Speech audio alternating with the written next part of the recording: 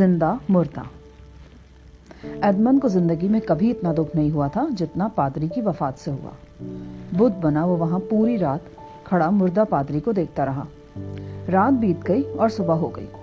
صبح ہوتے ہی وہ اپنے خفیہ راستے سے واپس اپنی کوٹری میں آ گیا۔ محافظوں کے آنے کا وقت ہو چکا تھا۔ پتھر سے کان لگا کر وہ سننے لگا۔ اس نے جیل کے محافظوں اور داروغہ کی باتیں سنی۔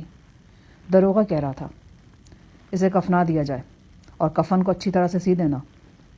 اسے آج شام کو ہی دفنا بھی دیا جائے گا۔ ایڈمنڈ بہت دکھی ہو رہا تھا۔ وہ پھر اکیلا رہ گیا تھا۔ ایک بار پھر اس پر ایسی مایوسی طاری ہوئی کہ اس نے مرنے کا فیصلہ کر لیا۔ اس نے دل ہی دل میں کہا، اب جینے سے کیا حاصل۔ کئی گھنٹے یوں ہی گزر گئے۔ وہ اس انتظار میں تھا کہ محافظ فاریہ کی کوٹری سے جائیں تو وہ وہاں جا کر آخری بار اپنے مہربان منہ بولے باپ اور استاد کا دیدار کر لیں۔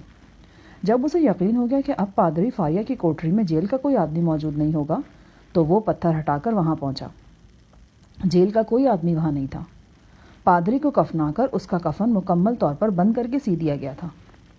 ایڈمنڈ نے کہا، تم مر کر اس جیل خانے سے رہائی حاصل کر گئے فادر۔ کاش میں بھی تمہاری طرح مر کر ہی صحیح پر آزاد تو ہو جاتا۔ مگر اچانک اسے اپنی قسم یاد آئی کہ اسے زندہ رہنا ہے اور انتقام لینا ہے۔ پھر ایڈمنڈ کے ذہن میں ایک عجیب و غریب ترکیب آئی۔ اس نے اپنے آپ سے کہا، نہیں، مجھے مرنا نہیں ہے۔ مرنے سے پہلے مجھے اپنے دشمنوں سے انتقام لینا ہے۔ ہاں، یہاں سے مردے ہی باہر نکل سکتے ہیں اور اب مجھے مردہ بن جانا ہے۔ میں پادری کی جگہ لے لوں گا۔ ایڈمنڈ نے بڑی احتیاط سے کفن کے ٹانکے کھولے، اپنے محسن اور منہ بولے استاد اور باپ کو دیکھا اور اس کے ماتھے پر بوسہ دیا۔ اس کے بعد اس نے پورے کفن کو کھول دیا۔ اس میں سے پادری کی لاش نکالی اور بڑے احترام سے کچھ اٹھائے اور کچھ گھسیٹتے ہوئے وہ اپنے تہخانے میں لے گیا۔ وہاں اس نے پادری فاریہ کی لاش کو اپنی چارپائی پر سیدھا لٹا دیا اور اسے سر سے پاؤں تک اچھی طرح کمبل میں ڈھانپ دیا۔ اب وہ کسی کو لیٹے ہوئے دکھائی نہیں دے سکتا تھا، بلکہ محافظ اور داروغہ یہی سمجھتے کہ وہ خود سر اور منہ ہاتھ پاؤں ڈھانپ کر سویا ہوا ہے۔ وہ دوبارہ پادری کی کوٹری میں آیا۔ اب اس کی ترکیب کا دوسرا مرحلہ شروع ہوا۔ اس نے پہلے وہ چیزیں نکالی جو پادری نے اپنی کوٹری میں ایک جگہ چھپا کر رکھی تھی۔ یہ چیزیں پادری فاریہ کا بنایا ہوا تیز دھار والا چاقو اور سوئی تھی۔ ان چیزوں کو لے کر وہ کفن کے اندر لیٹ گیا۔ اس نے دونوں طرف سے کفن کو احتیاط سے کھینچ کر برابر کیا اور پھر اس نے کفن کی سلائی شروع کر دی۔ پیروں سے شروع ہوا وہ اوپر تک آ گیا۔ سر تک سلائی پوری کر کے اس نے اپنے دونوں ہاتھ اپنے پہلوؤں میں رکھ لیے۔ ایک ہاتھ میں اس نے چاقو کو مضبوطی سے پکڑ رکھا تھا۔ ایڈمنڈ کا خیال تھا کہ اسے دفن کرنے والے گہری قبر نہیں کھودیں گے کیونکہ وہاں زمین چٹانی ہے۔ اس پر وہ ریت ڈال دیں گے جس میں سے ہوا آتی رہے گی۔ جب وہ اسے دفنا کر چلے جائیں گے تو وہ چاقو سے کفن پھاڑ کر باہر نکل آئے گا، اور اگر کسی وجہ سے محافظوں کو اس کے دفنانے سے پہلے ہی پتہ چل گیا کہ مردہ زندہ ہے تو وہ چاقو سے ان پر حملہ کر کے بھاگ نکلے گا۔ یوں کفن میں لپٹے وہ پل پر ڈر رہا تھا۔ اسے خوف تھا کہ اگر کھانا دیتے وقت داروغہ نے اس کی کوٹری میں یہ محسوس کیا کہ وہاں میں نہیں بلکہ لاش ہے تو پھر سارا بنا بنایا کام بگڑ جائے گا۔ وہ دل ہی دل میں دعائیں مانگ رہا تھا کہ داروغہ اس کی کوٹری میں کھانا رکھ کر خاموشی سے چلا جائے اور یہ سوچ لے کہ وہ سو رہا ہے۔ وہ اسی طرح اس کفن میں لپٹا رہا۔ وقت آگے بڑھتا گیا۔ آدھی رات کے قریب پادری فاریہ کی کوٹری کا دروازہ کھلا۔ کئی محافظ لالٹین لیے اندر داخل ہوئے۔ ایڈمنڈ نے اپنا سانس روک لیا۔ یہ بڑے نازک اور خطرناک لمحات تھے۔ ایک آدمی نے اسے سرہانے کی طرف سے پکڑا، دوسرے نے پاؤں کی طرف سے، اور پھر اسے اپنے ساتھ لائے ہوئے اسٹریچر پر رکھ دیا۔ ایڈمنڈ دم سادے ہوئے تھا۔ اس نے سنا ایک محافظ کہہ رہا تھا، اچھا ہوا میں زیادہ دور نہیں جانا ورنہ یہ بڈھا تو بڑا ہی وزنی ہے۔ دوسرے نے اپنی عقل مندی کا اظہار کیا، ہاں بھائی، سنا ہے آدمی جوں جوں بوڑھا ہوتا ہے اس کی ہڈیاں وزنی ہو جاتی ہیں۔ ایڈمنڈ نے محسوس کیا کہ وہ جس اسٹریچر پر لٹایا گیا ہے اب اسے اٹھا لیا گیا ہے۔ ایڈمنڈ کی جان پر بنی تھی۔ اس نے پوری کوشش کی تھی کہ کسی کو یہ تک معلوم نہ ہو کہ وہ سانس لے رہا ہے۔ تھوڑی دیر کے بعد ایڈمنڈ نے محسوس کیا کہ سمندری ہوا اس کے جسم کو چھو رہی ہے۔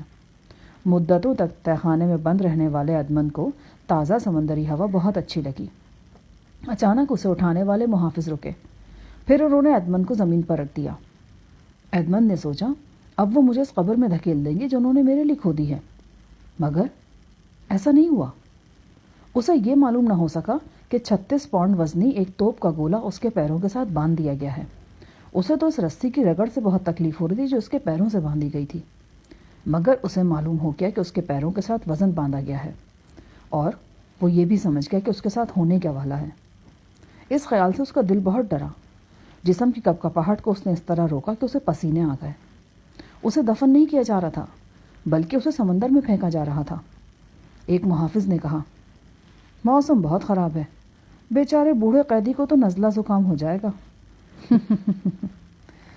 दूसरा बोला, इसे उठाओ, थोड़ा ऊपर चलते हैं। याद है पिछली बार लाश चट्टान से टकराकर टुकड़े टुकड़े हो गई थी और डांट हमें पड़ी थी। एक बार फिर एडमंड को उठा लिया गया। कुछ कदम उसे आगे ले जाया गया। फिर दोनों मुहाफिजों ने उसे सर और पैर से पकड़कर पहले तो हवा में झुलाया और फिर समंदर की जानिब फेंक दिया। आज़ादी। उसे बुलंदी से पानी में फेंका गया था। उसे पानी में गिरने से चोट लगी और चूंकि उसके साथ भारी वजन बांधा गया था, इसलिए वो नीचे डूबने लगा। उसका दम घुट रहा था। एक तजुर्बेकार मल्लाह होना एडमंड के काम आया। वो गोताखोरी में भी माहिर था। उसने जल्दी जल्दी अपने हवास बहाल किए और पहले तो उसने चाकू से कफन फाड़ दिया। फिर वो नीचे की तरफ जोर लगाकर झुका और पैरों में बंधी उस रस्सी को काट दिया जिसके साथ भारी वजन बंधा था। तोप का भारी गोला तेजी से डूब गया। कफन भी साथ ही गया। अब एडमंड बोझ से आज़ाद था। वो तेजी से हाथ पांव मारता पानी की सतह पर आया। उसने सांस लिया और फिर गोता लगाया। असल में उसको डर था कि कहीं जेल के लोग उसे देख न लें, इसीलिए वो सांस लेता रहा और गोते मारता रहा। इस समंदर और इस समंदरी रास्ते से वो अच्छी तरह वाकिफ था। यहाँ से वो कई बार जहाज़ पर गुजरा था, इसलिए उसे मालूम था कि इस वक्त वो कहाँ है। वो वहीं कहीं एक ऐसा जजीरा भी है जो चट्टानी और वीरान है। उसने सोचा कि मुझे इस वीरान जजीरे में पहुँचना चाहिए। मौसम उसके खिलाफ हो गया। आसमान पर गहरे बादल छा गए। तूफान की आमद थी। एडमंड पानी से लड़ता, सर्दी से ठिठुरता हुआ किनारे की तरफ बढ़ रहा था। अभी वो किनारे से दूर ही था कि ज़बरदस्त बारिश शुरू हो गई। एडमंड ने अपनी पूरी ताकत इस्तेमाल की और किनारे तक पहुंच गया। वो बेहद थका हुआ था और भूखा भी। एक ऊंची चट्टान की आड़ लेकर वो लेट गया। बादल बरस रहे थे, बिजली गरज रही थी, ज़बरदस्त तूफान था। थका मांदा एडमंड चट्टान की ओट में सो गया। उसकी आंख खुली तो तूफान थम चुका था और सुबह हो गई थी। वो बेहद खौफजदा था और उसका खौफ बिला वजह नहीं था। वो सोचने लगा कि अब तक जेल वालों को मालूम हो चुका होगा कि तहखाने में मैं नहीं बल्कि पादरी की लाश पड़ी है। वो मेरी तलाश में होंगे, वो उसे चारों तरफ ढूंढेंगे। हो सकता है कि वो उसे ढूंढने मार्सेल्स और उसके शहर में जाएं। वो बेहद परेशान था। उसके कपड़े फट गए थे, चाकू खो गया था। वो दुनिया में तन्हा था और हुकूमत के कारिंदे उसकी तलाश में होंगे। उसने सोचा कि किसी तरह मार्सेल्स जाया जा सकता है। अगर मैं वहाँ गया तो वो मुझे देखते ही गिरफ्तार करके फिर से जेल में डाल देंगे। वो आहिस्ता आहिस्ता घुटनों के बल चट्टानों की ओट में चल रहा था। इसी लम्हे उसने देखा कि जजीरे के दूसरे किनारे से एक जहाज़ रवाना होने वाला है। मल्लाह होने के नाते वो जानता था कि जहाज़ के रवाना होने की कई निशानियाँ होती हैं। उसने ये भी अंदाज़ा लगा लिया कि वो जहाज़ स्मगलरों का है। अब उसे अपनी ज़िंदगी का एक और अहम फैसला करना था। स्मगलर उसे इनाम के लालच में पकड़वा भी सकते थे और उसे पनाह भी दे सकते थे। उसने किस्मत आजमाने का फैसला किया। जख्मों और थकन से चूर होने के बावजूद वो समंदर में कूदा और जहाज़ की जानिब बढ़ने लगा। स्मगलरों के साथ साथ जहाज़ के करीब पहुंचकर वो चीखने लगा। उसे चीखते चिल्लाते और हाथ पांव मारते देखकर जहाज़ वालों ने एक कश्ती रस्सी के जरिए नीचे उतारी। इसमें एक मल्लाह भी था। कश्ती की तरफ बढ़ने के लिए एडमंड हाथ पांव मारने लगा। वो इतना कमज़ोर हो चुका था कि डूबने लगा। कश्ती पर सवार मल्लाह ने ऊंची आवाज़ में उसे हौसला दिया, हिम्मत से काम लो, हम आ रहे हैं। फिर कश्ती उसके पास पहुंची और उसे बालों से पकड़कर कश्ती में घसीट लिया गया। उसे बचाने वाला एक स्मगलर जैकोबो था। एडमंड बेहोश हो चुका था। उसे जहाज़ में ले जाया गया और होश में लाया गया। एडमंड ने उनका शुक्रिया अदा किया। उसका अंदाज़ा बिल्कुल सही निकला था। यह स्मगलरों ही का जहाज़ था। जहाज़ के कप्तान को एडमंड पर शुबा हो चुका था। इस शुबे को मिटाने के लिए एडमंड ने कहानी घड़कर सुना दी कि वो एक मल्लाह है। उसका जहाज़ पिछली रात तूफान में डूब गया है। कप्तान और साथी सब डूब गए, सिर्फ मैं किसी न किसी तरह बच निकला। कप्तान ने उसे देखकर गौर से पूछा, मगर ये तुम्हारे बढ़े हुए बाल और लंबी दाढ़ी? एडमंड ने उसका भी फौरन माकूल जवाब दे दिया, یہ حاضر دماغی اور علم اسے پادری فاریہ نے سکھایا تھا۔ اس نے کہا، 10 برس پہلے میں خوفناک طوفان کی وجہ سے ڈوب رہا تھا کہ جب میں نے قسم کھائی کہ اگر زندہ بچ گیا تو 10 سال تک اپنے بال نہیں کٹواؤں گا۔ ملا اکثر ایسی قسمیں کھایا کرتے تھے، اسی لیے ایڈمنڈ کی ہر بات خاصی وزنی سمجھی گئی۔ پھر بھی کپتان نے پوچھا کہ وہ اس کے لیے کیا کر سکتے ہیں۔ ایڈمنڈ نے جواب دیا، میں ایک تجربے کار ملا ہوں، ان سب راستوں سے واقف ہوں، میں آپ کے کام کا آدمی ہوں جناب۔ کپتان نے اس کے امتحان کے لیے اسے جہاز کا چارج دے دیا۔ ایڈمنڈ نے فوراً کام سنبھال لیا۔ چند ہی دنوں میں کپتان اس کے کام سے مطمئن ہو گیا اور اسے جہاز میں پناہ مل گئی۔ جہاز رانی میں اس کی قابلیت کو سب نے تسلیم کیا۔ جیکوپوس کا دوست بن گیا۔ اسی نے اپنا لباس ایڈمنڈ کو دیا۔ اس کے بال بھی کاٹ دیے گئے اور داڑھی بھی صاف کر دی گئی۔ لیگوری کی بندرگاہ پر پہنچ کر ایڈمنڈ نے جہاز سے جانا چاہا تو کپتان نے اسے روک لیا۔ انہوں نے اسمگلنگ کا مال لیا اور پھر چل دیے۔ یوں ایک طویل عرصے تک ایڈمنڈ جہاز کا انچارج بنا رہا اور سب اس سے بے حد خوش تھے۔ اسمگلروں کے اس جہاز میں اسے 3 مہینے سے زائد عرصہ گزر گیا۔ وہ دل ہی دل میں مونٹی کرسٹو کے جزیرے تک پہنچنے کا منصوبہ بناتا رہا۔ کئی بار وہ جہاز میں اس جزیرے کے قریب سے بھی گزرا، مگر ایڈمنڈ تو جزیرے پر تنہا جانا چاہتا تھا۔ جیکوب اور اس کی دوستی پکی ہو رہی تھی اور پھر حالات اچانک اس کے حق میں پلٹا کھا گئے۔ اسمگلنگ کے سلسلے میں مال کی منتقلی کے لیے ایڈمنڈ کے جہاز کے اسمگلر کپتان اور ایک دوسرے اسمگلر کپتان میں یہ طے پایا کہ چونکہ مونٹی کرسٹو کا جزیرہ ویران ہے، اس لیے اسمگلنگ کے سامان کا تبادلہ وہاں پر ہوگا۔ ایڈمنڈ کے کپتان نے کہا، اب ہمیں مونٹی کرسٹو کے جزیرے کا رخ کرنا ہے۔ ایڈمنڈ کے دل کی مراد پوری ہونے والی تھی۔ مونٹی کرسٹو کا خزانہ۔ ایڈمنڈ اب کمزور نہیں تھا۔ اچھی خوراک، صاف ستھری سمندری ہوا اور جسمانی کام کی وجہ سے وہ پہلے سے بھی زیادہ طاقتور اور صحت مند ہو گیا۔ تاہم 16 برس تک دیو کے تہہ خانے میں قید رہنے کی وجہ سے اس کے رنگ و روپ میں خاصی تبدیلی آ گئی تھی۔ اسمگلروں کا یہ جہاز اسمگلروں کے دوسرے جہاز سے پہلے ہی مونٹی کرسٹو پر پہنچ گیا۔ جزیرہ ویران اور سنسان تھا۔ جہاز کے ملاحوں کو جزیرے کے اندر جانے میں کوئی دلچسپی نہیں تھی۔ وہ کنارے پر آرام کرنے لگے۔ ایڈمنڈ نے کپتان سے کہا کہ وہ جزیرے کے اندر شکار کے لیے جا رہا ہے، ہو سکتا ہے پہاڑی بکریاں مل جائیں اور ہم مزیدار گوشت کی دعوت اڑا سکیں۔ کپتان کو بھلا کیا اعتراض ہو سکتا تھا؟ البتہ جیکوبو نے اس کے ساتھ جانے کا ارادہ کیا تو ایڈمنڈ نے بڑی نرمی سے اسے وہیں رہنے پر مجبور کر دیا۔ رائفل تھامے ایڈمنڈ جزیرے کے اندرونی حصے کی طرف تیز تیز چلنے لگا۔ اسے نقشے کی ایک ایک تفصیل یاد تھی۔ وہ صحیح راستے پر چلتا ہوا اسی غار کے سامنے پہنچ گیا جس کی نشاندہی پادری فاریہ نے کی تھی۔ وہ بہت محتاط تھا۔ اس غار کے سامنے وہ کافی دیر تک بیٹھا رہا۔ وہ یقین کرنا چاہتا تھا کہ وہ وہاں اکیلا ہے اور کوئی اس کے پیچھے نہیں آیا۔ جب اسے یقین ہو گیا تو وہ غار کی طرف بڑھا۔ ایڈمنڈ کا دل کسی انجانے احساس سے تیز تیز دھڑکنے لگا تھا۔ پادری کی بتائی ہوئی ہدایات سے اس نے ایک زمینی دروازہ تلاش کر لیا جسے بڑی چالاکی سے چھپایا گیا تھا۔ دروازے کو تلاش کر کے اس نے دروازہ کھولا، غار کے اندر داخل ہوا۔ غار میں تاریکی تھی۔ وہ سنبھل کر اندازے سے آگے بڑھتا رہا۔ اس کی آنکھیں بھی اب اندھیرے میں دیکھنے لگی تھیں۔ پادری فاریہ کی سب ہدایات اسے یاد آ رہی تھیں۔ وہ غار کے کونے کی طرف بڑھا۔ وہاں ایک چھپا ہوا کمزور دروازہ تھا۔ پادری نے جو کچھ بتایا تھا سب ویسے ہی تھا۔ ایڈمنڈ نے وہ دروازہ زور لگا کر کھولا۔ غار کے اس حصے میں ہلکی روشنی تھی۔ پادری فاریہ نے اسے بتایا تھا کہ وہاں ایک چوکور پتھر ہے۔ وہ چوکور پتھر وہاں موجود تھا۔ ایڈمنڈ کے دل کی دھڑکن بہت تیز ہو گئی۔ پادری فاریہ کی ہدایت کے مطابق اس نے اس چوکور پتھر کو زور لگا کر کھسکایا۔ اس کے نیچے کئی بڑے بڑے لکڑی کے صندوق پڑے تھے۔ ان سب کو تالے لگے تھے۔ ایڈمنڈ نے ایک صندوق کا تالا کھولا اور اس کا ڈھکن اوپر اٹھایا۔ اس کی آنکھیں چندی آ گئیں۔ اس صندوق میں سونے کی اینٹیں، چمکدار ہیرے جواہرات، سونے کے سکے بھرے ہوئے تھے۔ اس نے سوچا، ایک صندوق میں اتنی دولت ہے اور یہاں 6 صندوق ہیں۔ ایڈمنڈ اتنا خوش ہوا کہ یہ خوشی گھبراہٹ میں بدل گئی۔ اس نے غار میں زیادہ دیر ٹھہرنا مناسب نہیں سمجھا۔ دیر ہونے کی وجہ سے اس کا کوئی ساتھی ملا بھی اس کو تلاش کرنے کے لیے اس کے پیچھے پیچھے آ سکتا تھا۔ ایڈمنڈ نے صندوق میں ہاتھ مارا اور مٹھی بھر کر ہیرے اٹھا کے اس نے اپنے رومال میں لپیٹے، پھر ان کی پوٹلی بنا کر اپنی قمیص کے اندر چھپا لیا۔ اس پر جیسے نشہ ستاری تھا۔ پھر بھی وہ بڑی احتیاط سے باہر نکلا۔ وہ دل ہی دل میں کہہ رہا تھا، میرے سچے دوست، میرے استاد، میرے منہ بولے باپ، میں اپنی محبت کا اظہار کیسے کروں؟ تم سے زیادہ مہربان کوئی نہیں ہو سکتا فادر۔ غار کے باہر آ کر اس نے سارے نشان مٹا دیے تاکہ کسی کو شبہ نہ ہو۔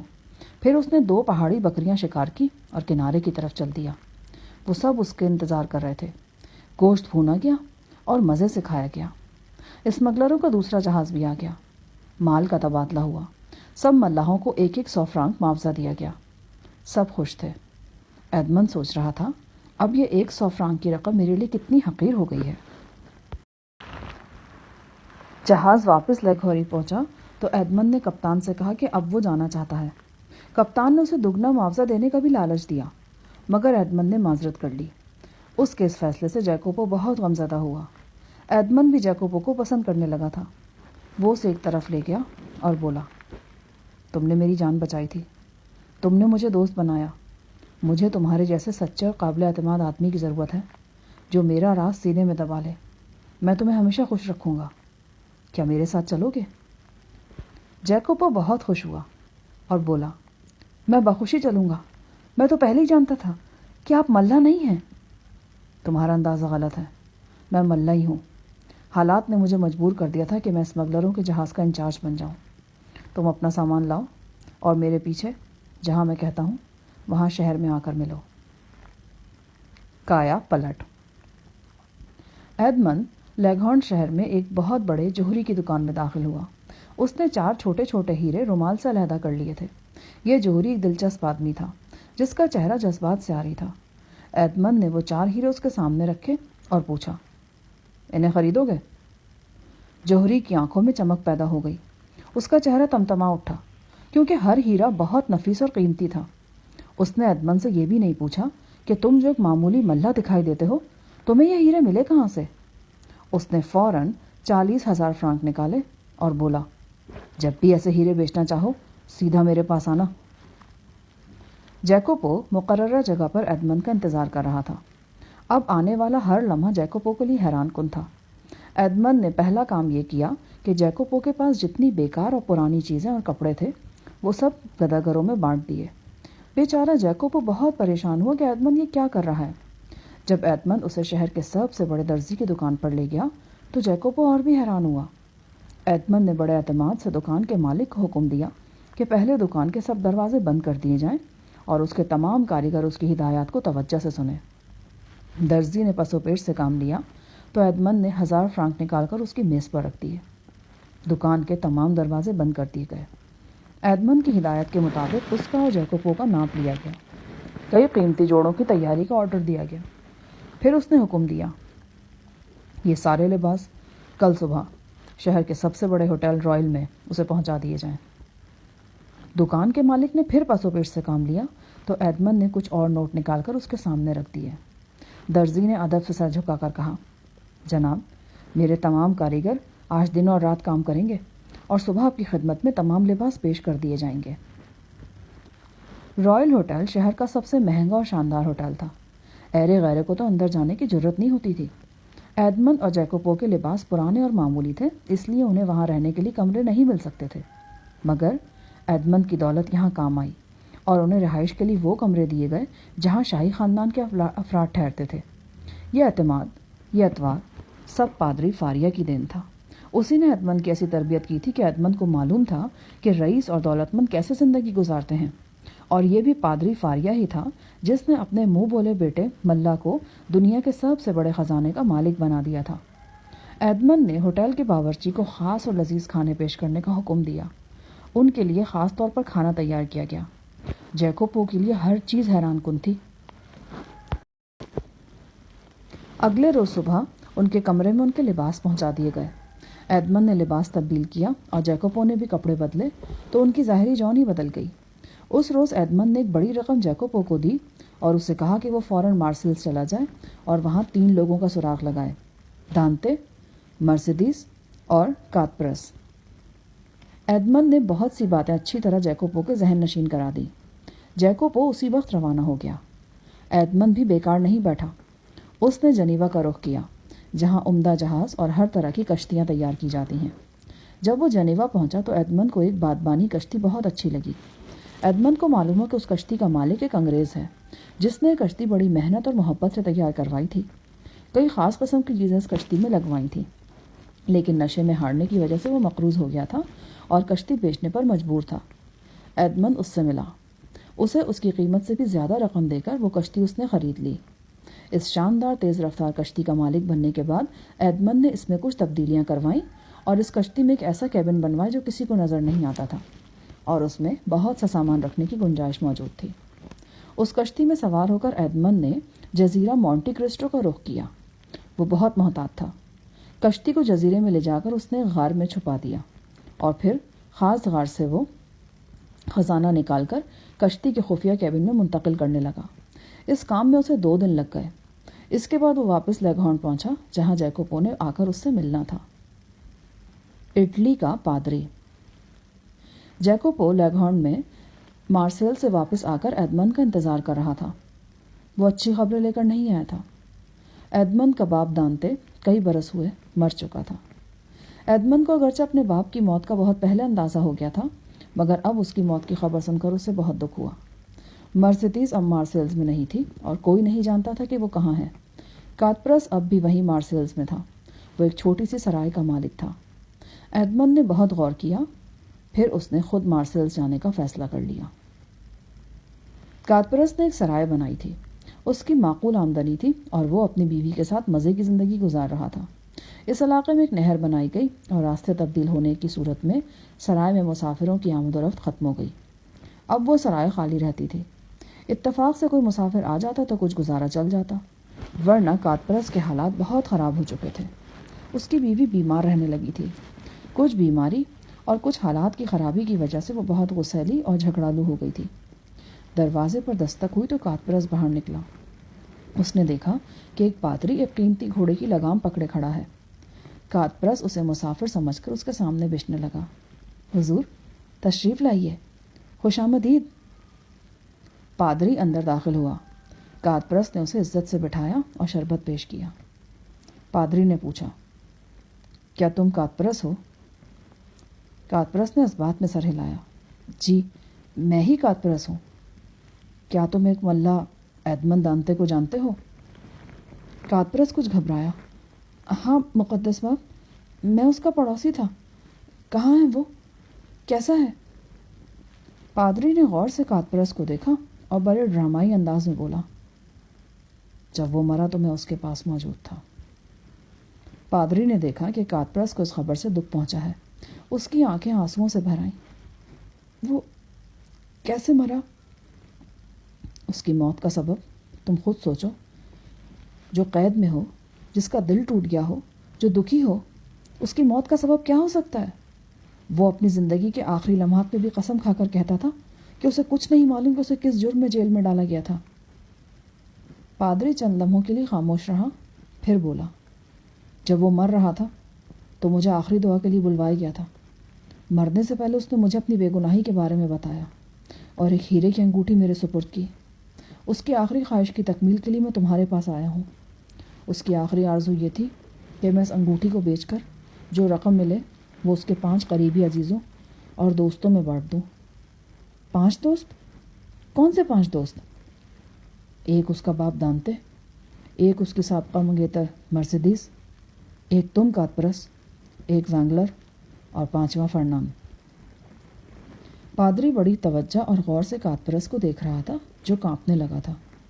وہ اپنے آپ پر قابو پاتے ہوئے بولا، وہ ہیرا تو بہت قیمتی ہوگا۔ پادری نے اپنی جیب سے ایک چھوٹی سی مخملی ڈبیا نکالی۔ اس میں ایک ہیرے کی انگوٹھی موجود تھی۔ پادری نے وہ انگوٹھی نکال لی۔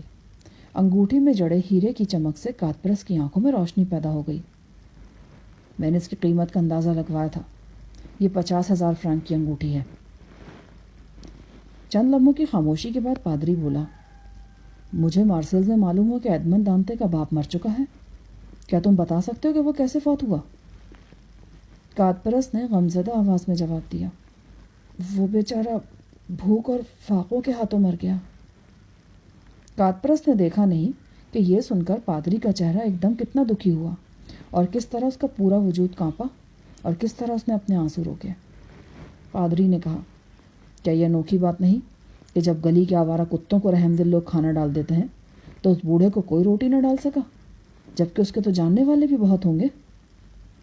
کاتپرس نے محسوس کیا جیسے پادری نے طنز اس پہ کیا ہے۔ وہ شرمندہ سا ہو کر بولا، جو سچ تھا وہ میں نے آپ کو بتا دیا۔ ایڈمنڈ کا مالک موسیو موریل اور مرسیڈیز آ کر اس سے ملتے رہتے تھے، لیکن اس خوددار بوڑھے کو کسی کی مدد قبول نہیں تھی۔ وہ بیٹے کی جدائی میں گھل گھل کر فاقے کر کر کے مر گیا۔ سچ یہ ہے کہ اس کی موت کے بعد موسیو موریل نے نہ صرف اس کے تمام قرضے چکا دیے بلکہ بڑی اچھی طرح اس کو دفن بھی کرایا۔ پادری خاموش رہا۔ وہ اپنے جذبات چھپانے کی کوشش کر رہا تھا۔ پھر وہ بولا، مجھے مرسیڈیز کا کوئی سراغ نہیں ملا۔ مجھے وانگلر اور فرناند کے پتے بھی بتا دو تاکہ میں تم تینوں میں انگوٹھی کی رقم تقسیم کر کے مرنے والے کی آخری خواہش کو پورا کر سکوں۔ پادری بہت غور سے کاتپرس کو دیکھ رہا تھا، مگر اس ہوشیاری سے کہ کاتپرس کو محسوس نہ ہو سکے۔ کاتپرس کے دل میں کشمکش ہو رہی تھی۔ کبھی سوچتا کیا ساری حقیقت بیان کر دوں، کبھی ڈرتا کہ وانگلر اور فرناند بہت بااثر ہیں، وہ اسے نقصان نہ پہنچائیں، مگر پھر لالچ اس پر غالب آ گیا۔ اس نے سوچا مجھے ہیرے کی یہ انگوٹھی اکیلی حاصل کرنی چاہیے۔ مقدس باپ، سچ یہ ہے کہ وانگلر اور فرناند اس انعام کے حقدار نہیں ہیں۔ بیچارے ایڈمنڈ کو تو علم ہی نہیں تھا، پر میں جانتا ہوں کہ وہ اس کے حقدار نہیں، کیونکہ انہوں نے ہی ایڈمنڈ کو دھوکہ دیا تھا۔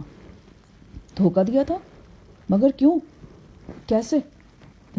میں آپ کو ساری بات بتا تو سکتا ہوں، پر میری ایک شرط ہے۔ کیسی شرط؟ آپ کسی کو یہ نہیں بتائیں گے کہ یہ سب کچھ میں نے آپ کو بتایا ہے۔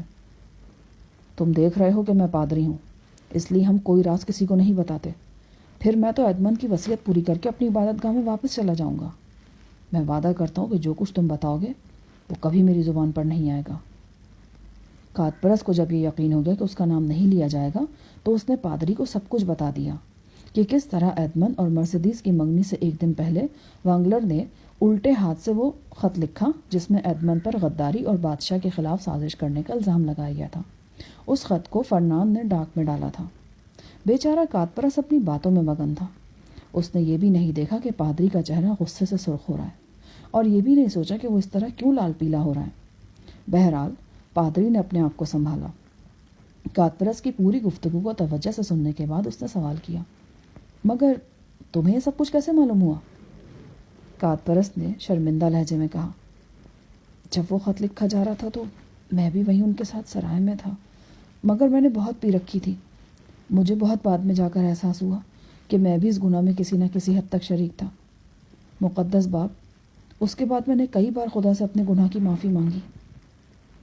چند لمحوں کی خاموشی کے بعد پادری بولا، میرا دل کہتا ہے کہ تم سچے ہو اور تمہیں اپنے گناہ پر پشیمانی بھی ہے، اسی لیے میرا یہ فیصلہ ہے کہ اب ہیرے کی اس انگوٹھی کے حقدار تم اکیلے ہو۔ پادری نے ہیرے کی وہ قیمتی انگوٹھی نکال کر کاتپرس کو تھما دی۔ کاتپرس کو اپنی خوش قسمتی پر یقین نہیں آ رہا تھا۔ پادری اس کے بعد وہاں نہیں ٹھہرا، اجازت لی اور چل دیا۔ کاتپرس دیر تک اسے گھوڑے پر سوار جاتا دیکھتا رہا۔ یہ پادری خود ایڈمنڈ تھا۔ مونٹی کرسٹو کا نواب۔ دنیا کے سب سے خوبصورت شہر پیرس میں ایک ایسے نواب کا بڑے زوروں سے چرچا ہونے لگا جو اپنے آپ کو مونٹی کرسٹو کا نواب کہتا تھا۔ یہ ایڈمنڈ تھا جس نے مونٹی کرسٹو کے جزیرے کو خرید لیا تھا اور وہاں ایک بہت شاندار محل بھی تعمیر کرا رہا تھا۔ پیرس کے اونچے طبقے میں جہاں اس کی بے پناہ دولت کی کہانیاں بیان کی جا رہی تھیں، وہیں اس کے مردانہ حسن و وجاہت کے بھی بہت چرچے تھے۔ ایک بات اور بھی تھی کہ وہ بہت خوش اخلاق تھا، اسی لیے اعلیٰ طبقے کے لوگ اسے معزز بھی سمجھتے تھے، اس لیے وہ اکثر گفتگو کا موضوع بنا رہتا تھا۔ تاہم ایسے لوگ بھی تھے جو یہ سمجھتے تھے کہ وہ اتنا دولت مند نہیں جتنا اس کے بارے میں ڈھنڈورا پیٹا جاتا ہے۔ بہرحال اس کی شہرت اتنی ہوئی کہ کسی نے بھی یہ سوچنے کی زحمت گوارا نہیں کی کہ وہ ہے کون، اس کا تعلق کس خاندان سے ہے۔ ویسے بھی فرانس میں ان دنوں خطاب صرف ورثے میں ہی نہیں ملتے تھے، بلکہ یہ بھی رواج تھا کہ انہیں خریدا بھی جا سکتا تھا۔ ایڈمنڈ نے بھی یہ خطاب خریدا تھا۔ ایڈمنڈ نے یہ سب کچھ بہت غور کرنے کے بعد ایک منصوبے کے تحت کیا تھا۔ یہ تو اسے جیل میں خود اپنی سوچ بچار اور پادری فاریہ کی ذہانت سے معلوم ہو چکا تھا کہ اس کے دشمن کون ہیں۔ کاتپرس نے جو تھوڑا بہت شبہ رہ گیا تھا اسے بھی ختم کر دیا تھا۔ اس نے اپنے ذرائع سے معلوم کر لیا کہ وانگلر اور فرناند کہاں رہتے ہیں، اور ولفورڈ بھی پیرس میں ہے۔ جیکوبو اس کا رازدار دوست بھی تھا اور خدمت گزار بھی۔ وہ ایڈمنڈ کو ہر طرح کی معلومات فراہم کرتا تھا۔ اب ایڈمنڈ مونٹی کرسٹو کا نواب تھا۔ اس کا لباس پروقار اور سادہ مگر بے حد قیمتی ہوتا۔ اس نے پیرس میں نوجوانوں کو شمشیر زنی کی تربیت بھی دینی شروع کر دی تھی۔ وہ یہ تربیت کسی صلے کے لیے نہیں دے رہا تھا، بلکہ ایک تو اسے خود شمشیر زنی میں مہارت تھی، دوسرے وہ اس طرح پیرس کے اونچے طبقے سے تعلق رکھنے والے نوجوانوں میں بھی مقبول ہو گیا تھا۔ وہ اپنے دشمنوں سے عبرتناک انتقام لینے کا فیصلہ کر چکا تھا۔ وہ شطرنج کے اس کھلاڑی کی طرح انہیں مات دینا چاہتا تھا کہ جب چاہے، جس طرح چاہے، کسی بھی مہرے کو کسی مہرے سے بھی پیٹ ڈالے۔ اعلیٰ خاندانوں کے نوجوان طبقے کے علاوہ اس نے صحافیوں اور اخبارات سے بھی خصوصی تعلقات قائم کیے تھے۔ اب وہ انتقام کی آگ بجھانے کے لیے مکمل منصوبہ بنا چکا تھا۔ وینگلر اور ولفورد۔ ایڈمنڈ ہی نہیں بدلا تھا، وینگلر اور ولفورد بھی بدل گئے تھے۔ وہ دونوں پیرس کے سب سے بڑے بینک کے مالک تھے۔ وینگلر ایک بہت تیز ترار آدمی تھا۔ اس کی قسمت اس لیے بھی بدل گئی کہ وہ ایک مفاد پرست اور موقع شناس آدمی تھا۔ جب جنگ چھڑی تو وہ فوج کو سامان فراہم کرنے لگا۔ اس کام میں اس نے کئی گھپلے بھی کیا اور خوب کمایا۔ وہ خود بھی فوج میں افسر بنا اور اس طرح بھی اس نے بہت مال بنایا۔ اس کی بیشتر کمائی ناجائز تھی، مگر اسے تو دولت مند بننے کا جنون تھا، اسی لیے وہ جائز ناجائز کے چکر میں نہیں پڑتا تھا۔ اس نے دولت کمانے کے بعد ایک ایسے خاندان کی لڑکی سے شادی کی جو بہت دولت مند تھا، اور خاتون کو جہیز میں بہت دولت دی گئی تھی۔ یوں وینگلر پیرس کے بڑے امیروں کی صف میں آ گیا اور اس نے ایک بینک کھولنے کا فیصلہ کیا۔ اس بینک میں اس کا حصہ دار ولفورد بنا۔ ولفورد زمانہ سازی نہیں بلکہ انتہائی لالچی انسان تھا۔ وہ دولت مند بننے کے لیے سب کچھ کر سکتا تھا۔ وہ چونکہ حکومت کا سرکاری ملازم تھا، اس لیے اس نے اپنے سرکاری عہدے سے بہت ناجائز فائدہ اٹھایا۔ اس نے پہلی شادی کی تو اس سے ایک بیٹی پیدا ہوئی۔ اس کی پہلی بیوی مر گئی تو اس نے ایک دولت مند گھرانے سے تعلق رکھنے والی خاتون سے شادی کر لی۔ کئی برس ان کے ہاں اولاد نہ ہوئی۔ پھر ایک بیٹا پیدا ہوا۔ یہ بیٹا اب ان دونوں کی آنکھ کا تارا تھا، اور ولفورد اور اس کی بیوی اس پر جان دیتے تھے۔ ان کی پہلی شادی سے ہونے والی بیٹی کو اس کی دوسری بیوی پسند نہیں کرتی تھی، اس لیے کہ وہ ایک ظالم سوتیلی ماں تھی۔ چونکہ ولفورد کی بیوی بڑی منہ اور منمانی کرنے والی تھی، اس لیے ولفورد کی اس کے سامنے ایک نہ چلتی تھی۔ اس لیے اس نے اپنی بیٹی کو اس ظالم سوتیلی ماں کی زیادتیوں سے بچانے میں ہمیشہ ہی ناکامی کا سامنا کرنا پڑا۔ اگرچہ اس کے پاس بہت دولت تھی، مگر اس کی گھریلو زندگی بہت پریشان کن تھی۔ وینگلر اور ولفورد پیرس کے اہم ترین آدمی سمجھے جاتے تھے۔ وینگلر نے ولفورد کو اطلاع دی کہ اگلے دن مشہور و معروف مونٹی کرسٹو کا نواب ان کے بینک آ رہا ہے، اسی لیے وہ بھی پہنچ جائے۔ ولفورد بھی اس نامور اور افسانوی شخصیت کسی شہرت رکھنے والے نواب کے استقبال کے لیے دوسری صبح بینک پہنچ گیا۔ انہوں نے اس کا بہت زبردست استقبال کیا اور اس کو اپنے کمرے میں لے آئے۔ وہ اسے پہچان نہیں سکے تھے، مگر ایڈمنڈ انہیں دیکھ کر اپنے جذبات پر قابو پانے میں بہت مشکل سے کامیاب ہوا۔ وینگلر اور ولفورد نواب مونٹی کرسٹو کے رعب اور وقار سے بہت متاثر ہوئے اور مرعوب بھی۔ ایڈمنڈ نے اس وقت بہت نفیس اور قیمتی لباس پہن رکھا تھا۔ ولفورد اور وینگلر کا لباس اس کے مقابلے میں قیمتی اور اچھا ہونے کے باوجود معمولی تھا۔ وینگلر بہرحال اپنے آپ کو بہت کچھ سمجھتا تھا، اس لیے اس نے اپنی بڑائی کا اظہار کرنا ضروری سمجھا۔ وینگلر نے ولفورد کا اس سے تعارف کرایا، پھر اسے کرسی پر بیٹھنے کی دعوت دیتے ہوئے اپنی برتری جتانے کے لیے کہا، تشریف رکھیے نواب صاحب، یہ وہ کرسی ہے جو کبھی چین کے شہنشاہ کے ذاتی استعمال میں آتی تھی۔ ایڈمنڈ نے کسی طرح کا کوئی تاثر دیے بغیر ان سے کاروباری گفتگو کا آغاز کرنے کے لیے خط نکال کر انہیں دیا۔ یہ خط روم کے سب سے بڑے اور مشہور بینک کی طرف سے تھا۔ یہ خط ایڈمنڈ نے وہاں سے حاصل کرتے وقت بینک کو ہدایت کی تھی کہ وہ اسے راز رکھے۔ وینگلر نے خط پڑھا تو اس کے چہرے پر حیرت نظر آنے لگی۔ اس نے وہ خط پڑھ کر ولفورد کو سنایا۔ اس میں لکھا ہے کہ آپ پیرس میں ہوں تو ہمارا بینک آپ کو غیر محدود رقم ادا کرے۔ ایڈمنڈ نے بڑے وقار سے کہا، ہاں، میں اپنے طریقے سے ہی کام کرتا ہوں۔ وینگلر نے کہا، مگر جناب، رقم کا تعین تو کرنا ہی ہوگا نا؟ کاروبار میں یہ تو طے کرنا ہوتا ہے کہ کتنی رقم نکالی جائے، پر یہاں تو غیر محدود رقم لکھا ہے۔ ایڈمنڈ کا رد عمل بہت ڈرامائی تھا۔ وہ اٹھ کھڑا ہوا اور بولا، میرا خیال ہے کہ مجھے آپ کے بینک کے بارے میں غلط اطلاع دی گئی۔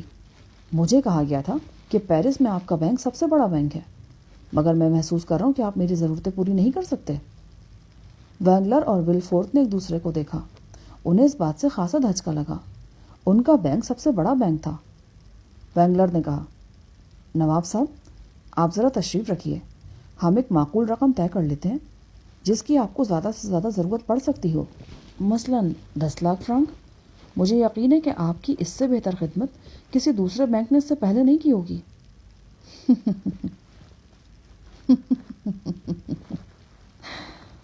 ایڈمنڈ ہنسنے لگا. اس کی ہنسی ان کے لیے بہت عجیب تھی. جناب، یہ بات کہہ کر تو آپ میرا مذاق اڑا رہے ہیں. 10 لاکھ فرنک، یہ تو میرے لیے بڑی معمولی رقم ہے. اس سے زیادہ رقم تو میں ہر وقت کسی چھوٹی بڑی ضرورت کے لیے اپنے پاس رکھتا ہوں. یہ کہہ کر ایڈمنڈ نے اپنا بیگ کھولا اور وینگلر کو دکھایا. ولفورڈ نے بھی جھک کر دیکھا. ان دونوں کے منہ حیرت کے مارے کھلے کے کھلے رہ گئے. اس بیگ میں واقعی 10 لاکھ فرنک سے بھی زیادہ رقم موجود تھی. اپنی حیرت کو چھپاتے ہوئے وینگلر نے کہا، بس حضور نواب صاحب، آپ کو جتنی رقم کی ضرورت ہوگی ہم پیش کریں گے.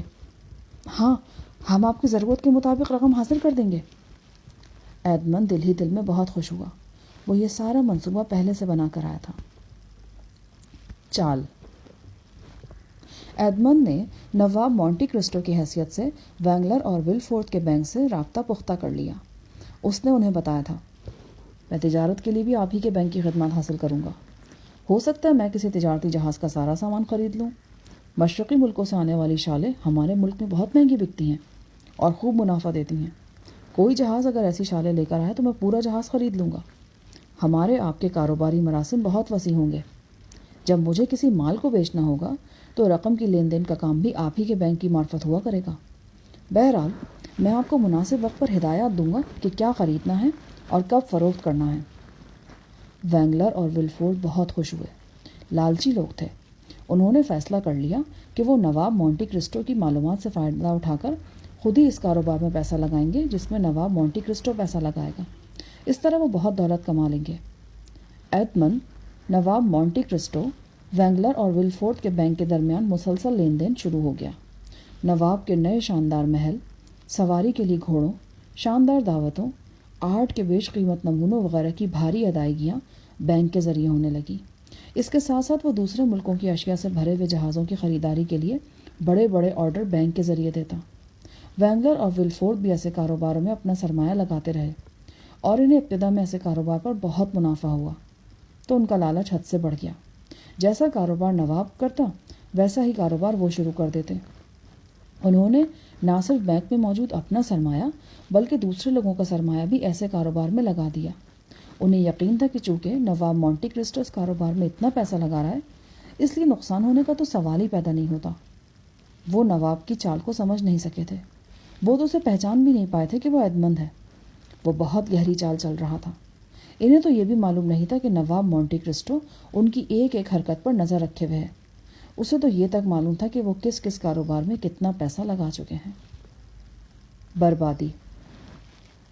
ایک دن جب نواب مونٹی کرسٹو خود بینک آیا تو وینگلر حیران رہ گیا کیونکہ نواب مونٹی کرسٹو خود بینک میں نہیں آتا تھا بلکہ انہیں ہدایات بھیجا کرتا تھا. اس نے سوچا کہ ضرور آج کوئی خاص بات ہے. واقعی بات تو خاص تھی. ایڈمنڈ نے خاص سودے میں بہت بڑی رقم لگانے کا حکم دیا. یہ سودا وہ ہیروں کی کان خریدنے کے لیے کر رہا تھا. نواب مونٹی کرسٹو نے جب رقم بتائی تو وینگلر حیران رہ گیا. حضور نواب صاحب، یہ تو بہت بڑی رقم ہے. یقیناً یہ سودا بہت منافع بخش ہوگا. ایڈمنڈ نے قدر غیر معمولی انداز اختیار کر کے گرم جوشی سے کہا، ہاں، یہ خریداری بہت اہم ہے. ہیرے کی کان خرید کر میں اتنی دولت کما لوں گا کہ جتنی دولت میں نے اس سے پہلے کبھی کسی کاروبار میں نہیں کمائی ہے. ادھر ایڈمنڈ بینک سے نکلا، ادھر وینگلر نے ولفورڈ کو بلا کر ساری بات بتا دی. دونوں ہیرے کی کان کے حصے خریدنے کے لیے اپنا سب کچھ بیچنے پر تیار ہو گئے. انہوں نے اپنے مکان جائیداد سب کچھ بیچ دیا. وہ دل ہی دل میں خوشی سے پھولے نہیں سماتے تھے. وہ سمجھتے تھے کہ بس تھوڑے دنوں میں وہ نواب مونٹی کرسٹو کے بعد پیرس کے سب سے بڑے دولت مند بن جائیں گے. آنے والے 2 مہینوں میں جو خبریں ملی وہ بڑی پریشان کن تھیں. جن جہازوں کے سامان پر انہوں نے پیسے لگائے تھے ان کے بارے میں خبر ملی کہ وہ طوفان میں ڈوب گئے ہیں. کچھ کو سمندری ڈاکوؤں نے لوٹ لیا. ان کے کچھ کارندے جو رقم جمع کرنے گئے تھے وہ کہیں غائب ہو گئے اور لوٹ کر ہی نہیں آئے. ان تمام نقصانات کے باوجود وہ بہت پر امید تھے کیونکہ وہ سمجھتے تھے کہ انہیں ہیرے کی کان کے سودے سے بہت بڑی دولت ملنے والی ہے جس سے یہ سارے نقصان بھی پورے ہو جائیں گے. چند دنوں بعد جو خبر آئی وہ تباہ کن تھی. ہیرے کی کان ایک دھوکہ تھی، ایک فراڈ. اس کا تو کوئی وجود ہی نہیں تھا. مکمل بربادی. ان کا اپنا ہی سب کچھ نہیں بلکہ بینک کے لوگوں کا بھی جتنا کچھ تھا وہ بھی ڈوب گیا. اب دوسروں کا مال اڑانے کے جرم میں انہیں ایک طرف تو حکومت سزا دے سکتی تھی اور کھاتے دار ان کی تکہ بوٹی بھی کر سکتے تھے۔ وینگلر نواب مونٹی کرسٹو کے محل پہنچا۔ ایڈمنڈ اس وقت ناشتہ کر رہا تھا۔ میز پر انواع اقسام کے پھل سجے ہوئے تھے۔ اس نے ملازم سے کہا، صاحب کے لیے کافی لاؤ۔ اس کی اس بے نیازی سے وینگلر تڑپ کر بولا، جناب آپ کو کچھ خبر نہیں، ہم تباہ ہو گئے ہیں۔ ہیرو کی کان ایک دھوکہ تھی، ایک فریب تھی، ہم برباد ہو گئے۔ ایڈمنڈ نے مسکرا کر اطمینان سے جواب دیا، یہ درست ہے، کچھ دن پہلے مجھے معلوم ہو گیا تھا کہ ہیرو کی یہ کان مشکوک ہے، اسی لیے میں نے اپنے اٹلی کے بینک کو ہدایت دی کہ میرے حصے فوراً بیچ دیے جائیں۔ یوں میں نقصان اٹھانے سے بچ گیا۔ لیجئے پھل کھائیے۔ وینگلر کا سارا وجود کانپ رہا تھا۔ وہ چیخا، آپ نے ہمیں کیوں نہیں بتایا؟ میں تباہ ہو گیا۔ مگر مجھے تو معلوم نہیں تھا کہ آپ نے بھی اس میں پیسے لگائے ہیں۔ ایڈمنڈ نے حیرت کا اظہار کیا، پھر بڑے طنزیہ انداز میں سر ہلا کر بولا، اچھا تو اب میں سمجھا، آپ میرے کاروبار اور میری معلومات سے فائدہ اٹھا کر سرمایہ لگاتے رہے ہیں۔ ویسے یہ اچھے بینکوں کا طریقہ کار نہیں۔ بہرحال میں آپ سے ہمدردی کے سوا اور کر بھی کہہ سکتا ہوں۔ وینگلر لاجواب ہو گیا۔ وہ کیا کہتا؟ وہاں سے بھاگا۔ پہلے گھر گیا، ایک سوٹ کیس میں اس نے اپنے کپڑے اور بیوی کے بچے کھچے زیور رکھے۔ اس کے بعد تیزی سے اپنے بینک میں پہنچا۔ وہاں لوگوں کی جو تھوڑی بہت رقم رہ گئی تھی وہ سمیٹی اور پیرس سے فرار ہو گیا۔ زہر۔ ولفورتھ بینک پہنچا تو اس نے تمام ملازموں کو بے حد پریشان پایا۔ جب اسے معلوم ہوا کہ بینک کی تجوریاں خالی ہیں اور وینگلر غائب ہے تو اس کی پریشانی انتہا کو پہنچ گئی۔ جب اس نے تلاشی لی تو اسے وینگلر کے دفتر سے ہیرو کی کان کی رپورٹ ملی۔ اس رپورٹ کو پڑھ کر اس نے کہا، میں برباد ہو گیا، میں برباد ہو گیا۔ اس کا دماغ شل ہو گیا اور وہ ایک کرسی پر گر گیا۔ کئی گھنٹوں بعد جب اسے ہوش آیا اور وہ سنبھلا تو اس نے دل میں کہا کہ چونکہ بینک کا سارا کاروبار وینگلر نے اپنے نام سے کرتا تھا اور وہ فرار ہو گیا، اس لیے میں قانون کی گرفت میں نہیں آؤں گا۔ مگر اب میں تباہ و برباد ہو گیا ہوں۔ اپنی بیوی اور بیٹے کے لیے مجھے زندہ رہنا ہوگا۔ تباہی اور عبرت کے لمحوں میں بھی اسے اپنی بیٹی کا خیال نہیں آیا۔ اس نے سوچا، اب زندگی سادگی سے گزارنی ہوگی۔ حکومت میں اب بھی میرے تعلقات ہیں، اس لیے مجھے پھر سے نائب سرکاری وکیل کا عہدہ تو مل ہی جائے گا۔ عارضی تکلیف تو ہوگی مگر میں پھر قسمت آزماؤں گا اور دولت مند بن جاؤں گا۔ وہ اپنے آپ کو سنبھالتا ہوا گھر پہنچا۔ اس نے دیکھا کہ اس کی بیوی کانپ رہی ہے اور بہت بیمار دکھائی دیتی ہے۔ پھر بھی اس نے اپنی بیوی کو اپنی بربادی کے بارے میں بتا کر تسلی دی کہ وہ جلدی حالات پر قابو پا لے گا۔ وہ اپنی بپتا سنانے میں اتنا مگن تھا کہ وہ یہ بھی نہ دیکھ سکا کہ اس کی بیوی کتنی مایوس ہے۔ اس کی بیوی اور بیٹا ایک کمرے میں آرام کرنے چلے گئے۔ ولفورتھ اپنے کمرے میں بیٹھا اپنی تباہی پر آنسو بہاتا رہا اور مستقبل کے بارے میں سوچتا رہا۔ انہی سوچوں میں کھویا وہ اونگنے لگا۔ وہ ہڑبڑا کر اٹھا۔ ایک ملازم اسے جگا رہا تھا۔ جناب، یہ پرچہ بیگم صاحبہ نے دیا تھا۔ ولفورتھ نے وہ کاغذ پڑھا۔ ابھی غنودگی کا اثر تھا مگر وہ مختصر سی تحریر پڑھ کر یوں چونکا جیسے کسی نے اسے ڈس لیا ہو۔ اس میں لکھا تھا، میں اپنے بیٹے کے ساتھ دنیا کی محفوظ ترین جگہ جا رہی ہوں۔ ولفورتھ دوڑتا ہوا اپنی بیوی کے کمرے میں پہنچا۔ وہ مردہ حالت میں پڑی تھی۔ اس کا بیٹا اس کے سینے سے لگا ہوا تھا اور دم توڑ چکا تھا۔ بیوی نے خود بھی زہر پی لیا تھا اور بیٹے کو بھی زہر دے دیا تھا۔ ولفورتھ چیخنے لگا، پھر یکدم خاموش ہو گیا۔ اس نے نواب مونٹی کرسٹو کو اس کمرے میں داخل ہوتے دیکھا۔ ولفورتھ چیخنے لگا، تم نے مجھے برباد کر دیا، تم شیطان ہو، ہاں تم شیطان ہو۔ میں شیطان نہیں ہوں، دھیان سے میری طرف دیکھو۔ ایڈمنڈ نے بڑے وقار سے ٹھہرے ہوئے لہجے میں کہا، میں نواب مونٹی کرسٹو بھی نہیں ہوں، اصل میں تو میں وہ نوجوان ہوں جو ایک بے گناہ ملہ جس کو تم نے جیل میں پھینکوا دیا تھا، جسے تم نے دھوکہ دیا تھا۔ میں ایڈمنڈ دانتے ہوں۔ نہیں، ایسا نہیں ہو سکتا، تو تم وہ نہیں ہو۔ میں وہی ہوں اور تمہارا انجام یہی ہونا تھا۔ ولفورتھ رونے لگا، ٹھیک ہے، میں اس انجام کا مستحق ہوں، مگر اس بے گناہ عورت اور بچے نے تمہارا کیا بگاڑا تھا؟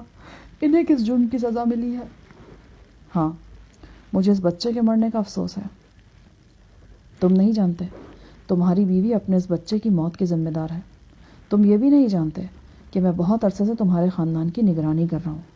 تمہاری بیوی اپنی سوتیلی بیٹی کو زہر دے کر ہلاک کرنا چاہتی تھی، میں نے اسے وہی زہر پینے پر مجبور کر دیا۔ مرنے سے پہلے اس نے اپنے بیٹے کو بھی زہر پلا دیا۔ ہاں، قدرت نے اس سے انتقام لے لیا۔ اس نے ایک معصوم بچی کی جان لینے کے لیے ممتا کو فراموش کر دیا تھا۔ ولفورڈ نوارتے، کوئی کب تک اپنے اصلی نام کو چھپا سکتا ہے؟ اپنا انجام دیکھ لو۔ یہ صدمہ ولفورڈ برداشت نہیں کر سکتا تھا۔ وہ چیخنے لگا، ملازم ڈاکٹر کو بلا لائے۔ اس روز ولفورڈ کو پاگل خانے بھجوا دیا گیا، ہمیشہ کے لیے، کیونکہ وہ پاگل ہو چکا تھا۔ 10,000 فرانک کا کھانا۔ ایڈمنڈ اپنے شاندار محل میں پہنچا تو جیکوبو اس کا منتظر تھا۔ جس وقت وینگلر بینک سے مال اڑا کر بھاگا تو جیکوبو ایڈمنڈ کے حکم کے مطابق اس کے پیچھے لگ گیا۔ اب وہ یہ خبر لے کر آیا تھا کہ وینگلر کہاں ہے۔ جیکوبو نے ایڈمنڈ سے کہا، میں نے سب انتظام کر لیا ہے، کچھ پرانے اسمگلر دوستوں کو تیار بھی کر لیا ہے، وہ وینگلر کی زبردست دعوت کریں گے۔ ایڈمنڈ نے اطمینان کا سانس لیا۔ وینگلر پیرس سے بھاگا تو سیدھا روم جا کر دم لیا۔ اب وہ فرانس میں نہیں رہ سکتا تھا، وہاں پکڑے جانے اور سزا پانے کا خوف تھا۔ اس کے پاس اچھی خاصی رقم تھی۔ اس نے سوچا، یہاں نئے سرے سے اجنبی نام کے ساتھ زندگی گزارنا شروع کر دوں گا۔ اس نے ایک ہوٹل میں فرضی نام سے کمرہ لے لیا، کھانا کھایا اور آرام کرنے لگا۔ اس نے یہ ارادہ بھی کیا کہ وہ کل صبح روم کے تاریخی مقامات کی سیر کے لیے جائے گا۔ دوسرے دن موسم بہت خوشگوار تھا۔ اس نے اپنی ساری رقم اپنی کوٹ کی اندرونی جیب میں رکھی، ناشتہ کیا اور سیر کو نکل گیا۔ دوپہر کو وہ ہوٹل آیا، کھانا کھا کر کچھ دیر آرام کیا اور شام کو پھر گھومنے کے لیے نکلا تو ایک آدمی نے روک کر اسے بڑے ادب سے کہا، حضور، مجھے موقع دیجیے کہ میں آپ کو روم کے کھنڈرات کی سیر کرا سکوں۔ میں نے صبح حضور کو سیر کے لیے نکلتے دیکھا تھا، اب میری یہ خواہش ہے کہ میں آپ کو سیر کراؤں۔ اس آدمی کے لہجے میں ایک طرح کی خوشامد بھی شامل تھی جس سے وینگلر بہت خوش ہوا۔ میں سیر کروں گا، کیا تمہارے پاس سواری ہے؟ حضور، آرام دہ شاندار سواری موجود ہے، اجنبی نے جھک کر جواب دیا۔ وینگلر اس کے ساتھ گاڑی میں بیٹھا اور گاڑی تیزی سے روانہ ہو گئی۔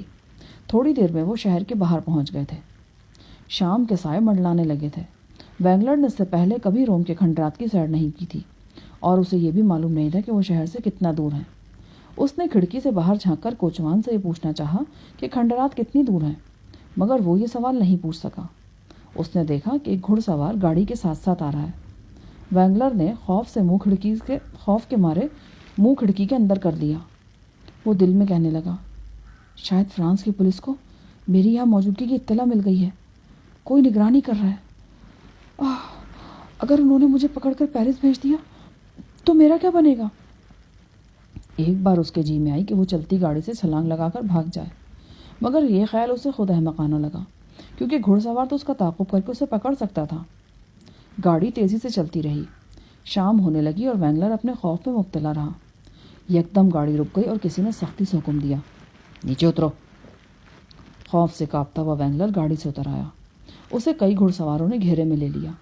وہ اسے عجیب تنگ راستوں سے کھنڈرات سے گزارتے ہوئے ایک ویران زیر زمین کھنڈر کے اندر لے آئے۔ اب تک وینگلر کو اندازہ ہو گیا تھا کہ اسے ڈاکوؤں نے اغوا کر لیا۔ اسے زیر زمین کھنڈرات کے ایک کمرے میں ایک شخص کے سامنے پیش کیا گیا۔ وہ کتاب پڑھ رہا تھا اور ڈاکوؤں کا سردار تھا۔ اس نے وینگلر کو غور سے دیکھا۔ یہ تو خاصا تھکا ہوا نظر آتا ہے، اسے اس کے بستر پر پہنچا دو۔ خوفزدہ وینگلر کو ایک چھوٹے سے غار میں بند کر دیا گیا۔ وہ رات اس نے بڑی بے چینی سے گزاری۔ صبح ہوئی تو اس نے غار کی ایک دراڑ سے باہر دیکھا۔ ایک محافظ اس کی نگرانی پر موجود تھا۔ دوپہر کو اس کی جگہ دوسرا پہرے دار آ گیا۔ نیا پہرے دار ڈیوٹی پر آیا تو وہ اپنا کھانا ساتھ لایا۔ وہ آرام سے کھانا کھانے لگا۔ وینگلر کا خود بھوک سے برا حال ہو رہا تھا۔ اس نے پہرے دار کو پکارا، سنو، میرے لیے کھانا لے کر آؤ، کھانے کا وقت ہو گیا ہے۔ پہرے دار کھانے میں مگن رہا۔ اس نے وینگلر کی طرف دیکھنا بھی گوارا نہیں کیا۔ شام کو جو پہرے دار آیا وہ بھی اپنے ساتھ اپنا کھانا لایا، جو گوشت، مٹر اور انگوروں پر مشتمل تھا۔ کھانے کی خوشبو وینگلر کی غار نما کوٹری کے اندر تک پہنچی تو وہ بے چین ہو گیا۔ اس نے پہرے دار کو آوازیں دی۔ پہرے دار اٹھا اور دروازہ کھول کر اندر آ گیا۔ وینگلر نے بڑی خوش اخلاقی کا مظاہرہ کرتے ہوئے کہا، میں نے تمہیں تکلیف دی ہے، مجھے یہ بتاؤ کہ مجھے کھانے کے لیے کب ملے گا؟ پہرے دار نے بڑے احترام سے پوچھا، حضور، آپ کیا کھانا پسند فرمائیں گے؟ اچھا، تو یہاں باورچی خانہ بھی ہے؟ وینگلر خوش ہو گیا۔ ہاں حضور، اور باورچی کھانے بھی بڑے لذیذ پکاتا ہے۔ میرے لیے بھنا ہوا مرغ لے آؤ۔ پہرے دار نے بڑے ادب سے کہا، حضور اس کی قیمت 10,000 فرینک ہوگی اور ادائیگی پہلے۔ وینگلر حیران رہ گیا۔ تم مذاق کیوں کرتے ہو؟ ویسے بھی میرے پاس نقدی نہیں ہے۔ حضور آپ کی مرضی، ویسے ہم چیک بھی لے لیتے ہیں، مگر کھانا اسی قیمت پر ملے گا۔ میں مر جاؤں گا مگر اتنا مہنگا کھانا کبھی نہیں کھاؤں گا۔ 2 دن اور 2 رات تو وہ بھوکا رہا۔ جب اس نے محسوس کیا کہ اب اگر میں نے کھانا نہیں کھایا تو مر جاؤں گا، تو پھر اس نے 10,000 فرینک ادا کر دیے۔ اس کی مرضی کا کھانا فوراً پیش کر دیا گیا۔ پیسے بچانے کے لیے اور کسی موہوم امید کے سہارے کہ وہ یہاں سے بچ نکلے گا، وینگلر ایک دن چھوڑ کر دوسرے دن کھانا کھاتا، مگر کب تک؟ ایک دن ایسا آیا کہ اس کے پاس صرف 1,000 فرانک باقی رہ گئے۔ وہ اسے 1,000 میں کھانا دینے کے لیے تیار نہیں تھے۔ اب وہ فاقے کرنے پر مجبور تھا۔ وہ کمزور ہوتا گیا اور اس کا وزن کم ہو گیا۔ اس کے لیے اٹھنا بیٹھنا مشکل ہو گیا۔ پھر ایک دن اچانک اس کی کوٹری کا دروازہ کھلا۔ ایک ایسا شخص اندر داخل ہوا جس کے چہرے پر نقاب تھا۔ وینگلر نے اٹھنے کی کوشش کی۔ نقاب پوش نے پوچھا، کیا تم بہت تکلیف میں ہو؟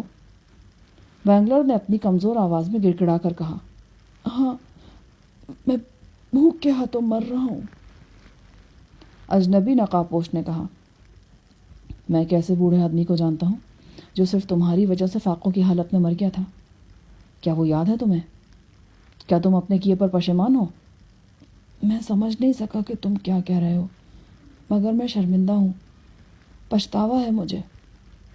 اگر تم شرمندہ ہو، اپنے کیے پر نادم ہو، تو بھی میں تمہیں معاف کرتا ہوں۔ یہ کہہ کر نقاب پوش نے نقاب اٹھا دی۔ وینگلر نے اسے دیکھا اور چیخا، نواب مونٹی کرسٹو؟ نہیں، میں ایڈمنڈ دانتے ہوں، دانتے کا ملہ بیٹا۔ وینگلر کپ کپانے لگا۔ ایڈمنڈ کے قدموں میں گر گیا۔ ایڈمنڈ نے اسے حقارت سے دیکھا۔ میں تمہیں بھوک سے مرنے نہیں دوں گا۔ پھر اس نے پہرے دار کو حکم دیا، اسے کھانا کھلاؤ۔ اس کے پاس جو 1,000 فرینک ہیں وہ اس کے پاس ہی رہنے دو۔ پھر اس نے وینگلر سے کہا، میں تمہیں دوبارہ کبھی نہ دیکھوں۔ پیرس کے لوگوں نے کبھی وینگلر کا نام پھر دوبارہ نہیں سنا۔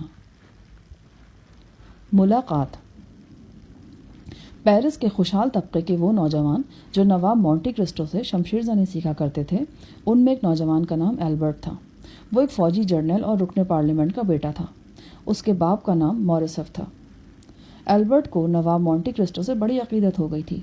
وہ اس کی شخصیت، وقار، شمشیر زنی کا دل سے مداح بن گیا تھا۔ ایڈمنڈ بھی اس پر بہت توجہ دیتا تھا۔ یوں وہ دونوں ایک دوسرے کے بہت قریب ہو گئے۔ ایلبرٹ گھر میں اپنی والدہ اور والد سے نواب مونٹی کرسٹو کی بہت تعریفیں کرتا۔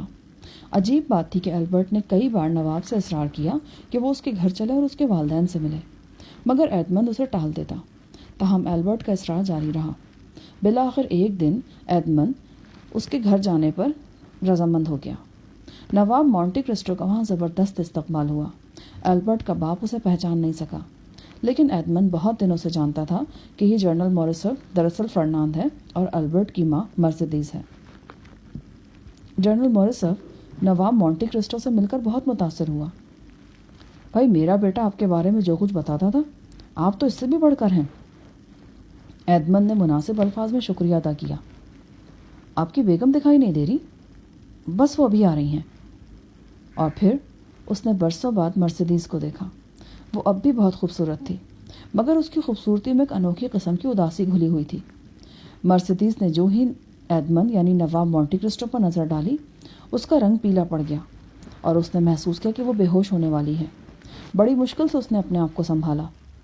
چائے کے ساتھ کھانے پینے کی نفیس چیزوں کی بہتات تھی، مگر ایڈمنڈ نے کوئی ایسی چیز نہ چکھی جس میں نمک ملا ہوا تھا۔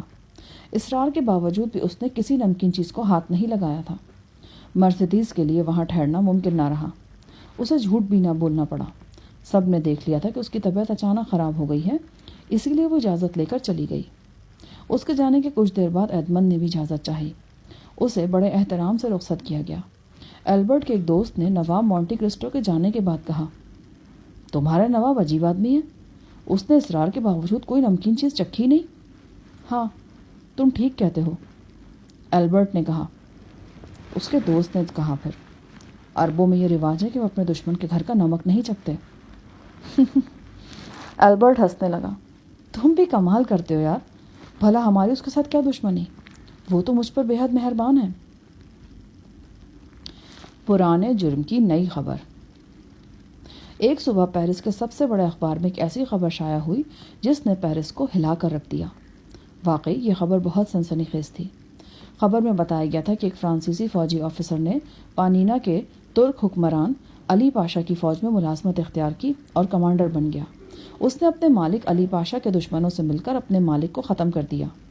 اس کام کے عوض اسے بہت بڑی رقم دی گئی تھی۔ یہ دولت سمیٹ کر وہ پیرس آ گیا۔ اب وہ جنرل موریسف کہلاتا ہے، فرانسیسی اسمبلی کا رکن ہے، جبکہ اس کا اصلی نام فرناند ہے۔ اس خبر نے حکومت کو بھی مجبور کر دیا کہ وہ اس خبر کا نوٹس لے۔ ان دنوں فرانس کی اسمبلی کا اجلاس بھی ہو رہا تھا۔ جب موریسف اسمبلی میں پہنچا تو ارکان نے مطالبہ کیا کہ موریسف کے بارے میں تحقیقات کی جائیں اور اس معاملے کو جلد از جلد نمٹایا جائے۔ طے پایا کہ آج شام ہی کے اجلاس میں یہ معاملہ حل کیا جائے گا۔ شام کے اجلاس میں تحقیقات کا آغاز ہوا۔ جنرل موریسف نے کئی کاغذات اپنی صفائی میں پیش کیے جن سے یہ ثابت کرنا مقصود تھا کہ علی پاشا آخری دنوں تک اس پر اعتماد کرتا رہا۔ اس نے ارکان اسمبلی کو علی پاشا کی دی ہوئی وہ قیمتی انگوٹھی بھی دکھائی جسے دکھا کر وہ دن رات کسی بھی وقت محل میں داخل ہو سکتا تھا۔ اس نے اپنی صفائی میں کہا، اخبار کی خبر جھوٹی اور بدنیتی سے شائع کی گئی ہے۔ معزز ارکان اسمبلی، میرے خلاف کوئی ثبوت پیش نہیں کیا گیا، میں بے قصور ہوں۔ ارکان اسمبلی کی اکثریت اسے بے گناہ سمجھنے لگی تھی کہ اجلاس کے صدر نے ارکان کی توجہ مبذول کراتے ہوئے کہا، مجھے ابھی یہ خط ملا ہے، میں پڑھ کر سناتا ہوں آپ کو۔ وہ خط پڑھنے لگا۔ جب پانینا کے حکمران علی پاشا کی موت ہوئی تو میں وہاں موجود تھی، اس لیے مجھے اجازت دی جائے کہ میں اجلاس میں حاضر ہو کر کچھ بتا سکوں۔ ارکان اسمبلی نے متفقہ طور پر اجازت دی کہ اس خاتون کو بلایا جائے۔ فرناند، جو اب تک خاصا مطمئن ہو چکا تھا کہ وہ بے قصور ثابت ہو چکا ہے، اس کے چہرے پر پریشانی صاف دکھائی دینے لگی۔ وہ خود سوچ رہا تھا کہ وہ خاتون کون ہو سکتی ہے۔ اسمبلی میں ایک ایسی خاتون کو اندر لایا گیا جس نے ترکی قسم کا برقع پہنا ہوا تھا۔ اس کی چال اور لباس سے معلوم ہوتا تھا کہ وہ کسی باوقار گھرانے کی فرد ہے۔ اسمبلی کے صدر کے اشارے پر اسے کرسی دی گئی۔ صدر نے پوچھا، مدام، آپ کون ہیں؟ خاتون نے بڑے وقار سے پہلے اپنی نقاب الٹ دی۔ وہ بے پناہ حسین اور نوجوان خاتون تھی۔ شاید ہی وہاں کوئی ایسا ہوگا جو اس کے حسن سے متاثر نہ ہوا ہو۔ وہ پروقار مگر شیریں آواز میں بولی، میں ہیدی ہوں، علی پاشا کی صاحبزادی۔ صدر نے پوچھا، اس بات کا کیا ثبوت ہے؟ ہیدی نے ثبوت پیش کیے، اپنی پیدائش کا سرٹیفکیٹ اور دوسری دستاویزات جس سے یہ ثابت ہوتا تھا کہ ہیدی اور اس کی ماں کو غلاموں کی حیثیت سے بیچا گیا تھا۔ یہ دستاویزات عربی میں تھی۔ ایک عربی دان کو انہیں پڑھنے کے لیے کہا گیا جس نے ان دستاویزات کو پڑھ کر ان کی صداقت کی تصدیق کر دی۔ اسمبلی کے صدر نے فرناند سے پوچھا۔ وہ بوکھلایا ہوا مشتعل ہو کر اٹھا اور اونچی آواز میں بولا، جی نہیں، میں اسے نہیں پہچانتا، یہ میرے دشمنوں کا بنایا ہوا منصوبہ ہے، یہ فریب ہے۔ ہیدی غصے میں آ کر اپنی جگہ سے اٹھ کھڑی ہوئی۔ بدذات آدمی، آج تم پہچاننے سے انکار کر رہے ہو؟ میں تمہیں کیسے بھول سکتی ہوں؟ تم فرناند ہو، فرانسیسی افسر جسے میرے والد نے اعلیٰ عہدہ بخشا، اور تم نے میرے باپ سے غداری کی۔ تم میرے باپ کے قاتل ہو۔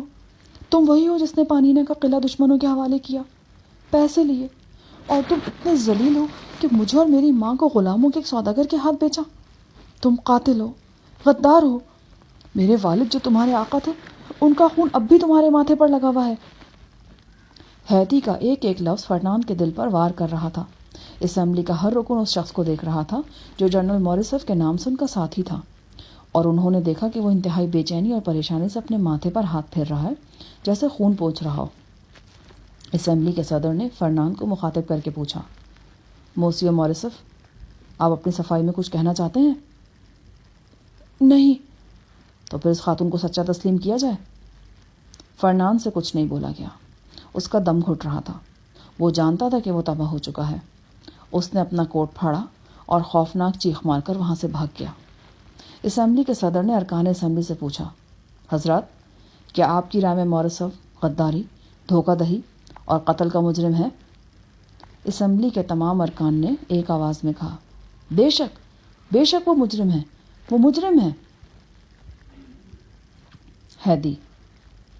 جو ہی اسمبلی نے فیصلے کا اعلان کیا، ہیدی نے اپنے چہرے پر نقاب ڈالی اور اپنے ملازم کے ساتھ باہر نکل گئی۔ وہ نواب مونٹی کرسٹو کے گھر جا رہی تھی۔ ایڈمنڈ نے انتقام کے لیے بساط پر مہرے ہی نہیں لگائے تھے، ان مہروں کو پیٹنے کے لیے پوری منصوبہ بندی بھی کی تھی۔ فرنان کا علم ہونے کے بعد اس نے فرنان کی زندگی کے تمام حالات معلوم کیے۔ مارسیل سے وہ کیسے نکلا، اس نے مرسیڈیز سے شادی کیسے کی، اور پھر کس طرح فوج میں کئی گھپلے کر کے اپنی قسمت آزمائی کے لیے علی پاشا کے پاس پہنچا۔ جیکوبو نے ایک ایک تفصیل معلوم کی، اور پھر اسے یہ راز معلوم ہو گیا کہ فرنان نے اپنے ترک آقا سے غداری کی تھی، حتیٰ کہ اپنے آقا کی بیٹی اور بیوی کو بھی غلاموں کے سوداگر کے پاس بیچ دیا تھا۔ جیکوبو بہت دن قسطنطنیہ ترکی رہا۔ ایڈمنڈ نے اسے جی کھول کر خرچ کرنے کی اجازت دی تھی۔ جیکوبو نے اس سوداگر کا سراغ لگایا جس کے ہاتھ فرنان نے ماں بیٹی کو فروخت کیا تھا۔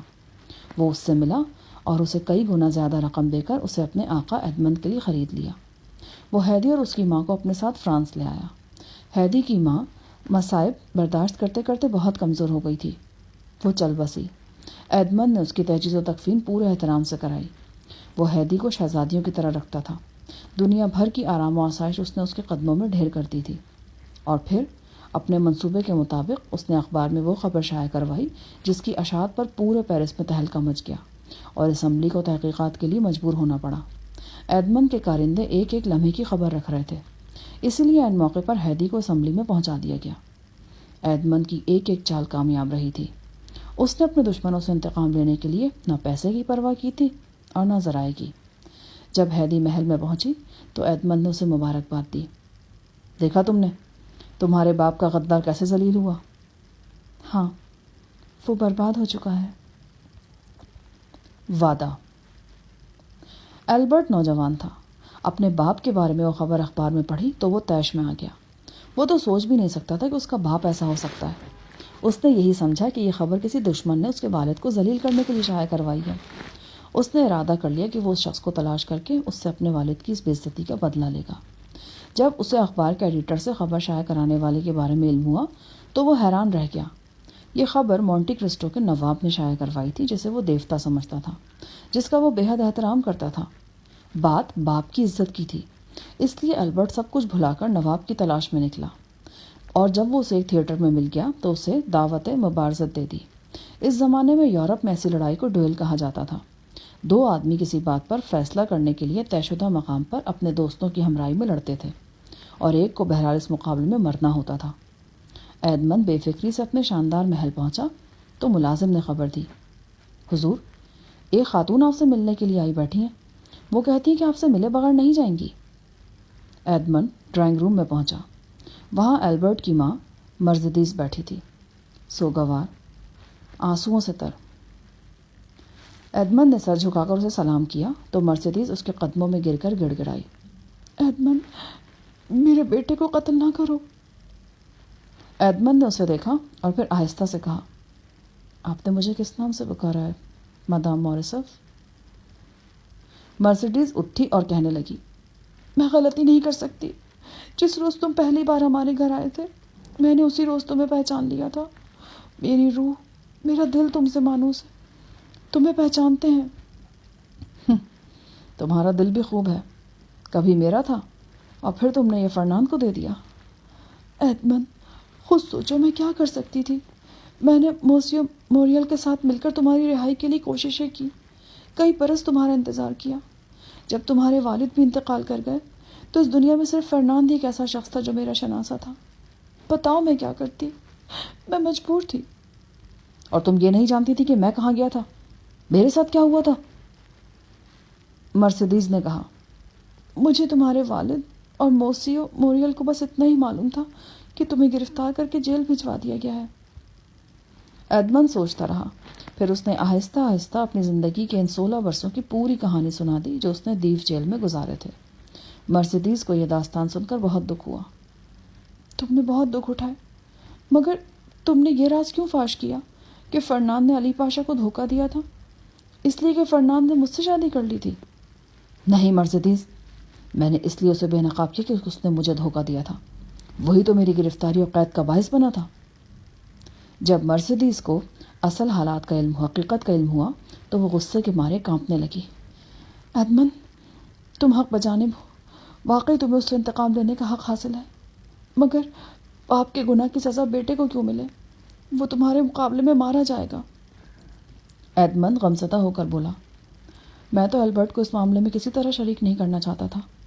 اس کا خون گرم ہے، وہ خود ہی جوش میں لڑنے مرنے پر تیار ہو گیا۔ لیکن اب میں تم سے وعدہ کرتا ہوں کہ میں وہی کچھ کروں گا جو تم چاہتی ہو۔ میں ہر قیمت پر تمہارے بیٹے کی جان بچاؤں گا، خواہ اس کے لیے مجھے اپنی ہی جان کی قربانی کیوں نہ دینی پڑے۔ مرسیڈیز نے چونک کر پوچھا، یہ تم نے کیا کہا کہ تمہیں اپنی جان کی قربانی دینی پڑے گی؟ میں مقابلے میں حصہ لینے سے انکار نہیں کر سکتا۔ میں اپنی زندگی کو تو داؤ پر لگا سکتا ہوں، مگر اپنے وقار کو نہیں۔ اب تمہارے بیٹے کو بچانے کے لیے میں اس پر گولی نہیں چلاؤں گا، بلکہ ہوا میں گولی چلاؤں گا۔ تمہارا بیٹا اپنی باری پر میرے دل کا نشانہ لے گا، اور میں جانتا ہوں کہ اس کا نشانہ خطا نہیں جائے گا، کیونکہ میں نے اسے خود ہی صحیح نشانہ لگانے کی تربیت دی ہے۔ ایڈمن چند لمحوں کے لیے خاموش ہوا، پھر بولا، یہ قسمت بھی خوب ہے۔ پہلی بار میں تمہارے خاوند کے ہاتھوں قید اور زندہ درگور ہوا، اب تمہارے بیٹے کے ہاتھوں ہمیشہ کے لیے ختم ہو جاؤں گا۔ مرسیڈیز رو رہی تھی، آنسو بے اختیار اس کی آنکھوں سے بہہ رہے تھے۔ ایڈمن نے آہستہ سے کہا، میں وعدہ کرتا ہوں تمہارا بیٹا زندہ رہے گا۔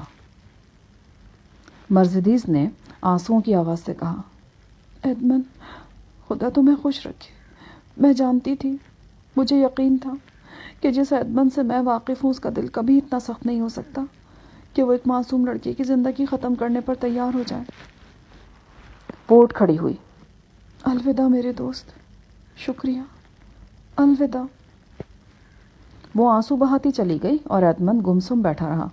اس نے اپنی زندگی کے ہر واقعے کو یاد کیا، انتقام کو محسوس کیا، اور پھر اپنے آپ سے کہا، سب کچھ جل گیا، تباہ ہو گیا اس دل میں، مگر مرسیڈیز کی محبت میرے دل میں باقی ہے، زندہ ہے۔ میں اپنا وعدہ پورا کروں گا۔ معافی۔ فرنان کے خلاف اسمبلی نے جو فیصلہ دیا تھا وہ سارے پیرس میں پھیل چکا تھا۔ جب ایڈمن مقابلے کے مقام پر صحیح وقت پر پہنچا تو وہاں البرٹ موجود نہیں تھا، حالانکہ اس کے ساتھی وہاں پہنچ چکے تھے، اور وہ خود پریشان تھے کہ البرٹ کیوں نہیں پہنچا۔ بہرحال ان کا انتظار ختم ہوا اور البرٹ آ گیا۔ تیزی سے اپنے دوستوں کی طرف بڑھا جو مقابلے کے گواہ تھے، اور بولا، میرے دوستوں، مجھے نواب مونٹی کرسٹو سے ایک ضروری بات کرنی ہے۔ میں چاہتا ہوں کہ آپ بھی وہ بات چل کر میرے ساتھ سن لیں۔ وہ سب ایڈمن کے پاس پہنچے جو بڑے اطمینان سے کھڑا تھا۔ البرٹ نے اسے جھک کر سلام کیا۔ جناب، میرا آپ سے یہ جھگڑا نہیں تھا کہ میرا باپ بے قصور ہے یا مجرم، اور اس نے علی پاشا کے ساتھ کیا کیا کیا اور کیا نہیں کیا۔ مجھے آپ پر اس لیے غصہ آیا تھا کہ آپ نے اس خبر کو اخبار میں شائع کروا کر اسے ذلیل کیا، مگر اب تو یہ فیصلہ ہو چکا ہے کہ میرا باپ قاتل، غدار اور دھوکے باز تھا۔ اس کے دوست اور خود ایڈمن بھی حیران تھا کہ وہ کیا کہہ رہا ہے اور کس اعتماد سے بول رہا ہے۔ جناب، اب اس شخص کو اپنا باپ کہتے ہوئے مجھے شرم آتی ہے۔ ہاں، تو اس جنرل کے بارے میں نے آج ایک ایسی سچی کہانی سنی ہے جس میں ایک بے گناہ ملا کو سازش سے تباہ کر دیا گیا تھا، اور اس نوجوان ملا کو ایسی ایسی مصیبتوں کو برداشت کرنا پڑا جنہیں سن کر دل خون کے آنسو رونے لگتا ہے۔ اس میں بھی جنرل مجرم تھا۔ میں اس کی کوئی تلافی نہیں کر سکتا، کیونکہ اس جرم کی تلافی ممکن ہی نہیں۔ میں تو آپ سے نہایت عاجزی سے صرف معافی ہی مانگ سکتا ہوں۔ اب آپ سے مقابلہ کرنے کا تو سوال ہی پیدا نہیں ہوتا۔ آپ مجھے معاف کر دیجیے۔ ایڈمن نے بڑی محبت سے البرٹ کا ہاتھ پکڑ لیا۔ وہ سمجھ گیا کہ مرسیڈیز نے اس کے وعدے پر یقین کر کے اس کی جان بچانے کے لیے اپنے بیٹے کو سب کچھ بتا دیا تھا۔ مرسیڈیز نے بڑی جرات سے کام لیا تھا۔ یہ بھی تو ہو سکتا تھا کہ البرٹ اس کی باتوں پر یقین نہ کرتا اور مرسیڈیز اپنے بیٹے کی محبت سے محروم ہو جاتی۔ البرٹ نے ایڈمن کا ہاتھ نہیں چھوڑا، بلکہ اسے اپنے دوستوں سے کچھ دور لے گیا۔ میری ماں نے مجھے یہ بھی بتایا ہے کہ ایک زمانے میں وہ اور آپ ایک دوسرے سے کتنی محبت کرتے تھے اور زندگی کے ساتھی بننے والے تھے۔ اسی محبت نے آپ کو میری جان بچانے کے لیے اپنی جان تک قربان کرنے پر آمادہ کر دیا۔ مجھے آپ پر فخر ہے۔ انتقام کی تکمیل۔ ایڈمن بہت جذباتی ہو رہا تھا۔ وہ اپنے شاندار گھر میں پہنچا تو اس نے جیکوبو کو قدرے پریشان دیکھا۔ کیا ہوا جیکوبو؟ جناب، پہلی بات تو یہ کہ آدھے پیرس کو یہ معلوم ہو گیا ہے کہ البرٹ نے مقابلہ کرنے کے بجائے آپ سے معافی مانگ لی ہے، اور اس کا باپ بھی یہ خبر سن کر غصے میں بھرا ہوا یہاں آ کر آپ کا انتظار کر رہا ہے۔ एडमंड धीमे से मुस्कुराया। उसका इंतकाम मुकम्मल होने वाला था। वो बावकार अंदाज में अपनी रफ्तार से चलता हुआ फर्नांड के पास पहुंचा। एडमंड का चेहरा पुरसकून था, जबकि फर्नांड का चेहरा गुस्से से मस्क हो रहा था। एडमंड ने उसे नरमी से सलाम किया। फर्नांड तैश में आकर एडमंड की तरफ लपका और चीखा, बताओ बताओ, मैंने तुम्हारा क्या बिगाड़ा था? तुमने क्यों मेरी ज़िंदगी बर्बाद की? छुपा हुआ राज क्यों तलाश किया? मुझे तबाह कर दिया। यही नहीं, मेरे बेटे को भी मेरे खिलाफ कर दिया। उसने तुम जैसे दुश्मन से माफ़ी मांगी। मुझे बताओ, तुम्हारे पास कौन सी शैतानी कुव्वत है, और फिर तुमने मुझे ही क्यों तबाह किया? फर्नांड, तुम अकेले नहीं हो, बल्कि मैंने तुम्हारे 2 और साथियों को भी बर्बाद किया है, वैंगलर और विल्फोर्ड को। तुम तीनों एक जुर्म में साथ शरीक थे, एक बेगुनाह मल्ला को बर्बाद करने के जुर्म में। मुझे देखो, मैं एडमंड हूँ। फर्नांड खौफ से कई कदम पीछे हटा, फिर चिल्लाया, नहीं, एडमंड मर चुका है, ऐसा नहीं हो सकता। उसकी ज़ुबान ये अल्फाज अदा कर रही थी, मगर उसका दिल तस्लीम कर चुका था कि एडमंड जिंदा है। वो चकराया और गिर पड़ा। एडमंड उसके करीब हुआ और बोला, देखा, एडमंड जिंदा है, तुम्हारे सामने मौजूद है।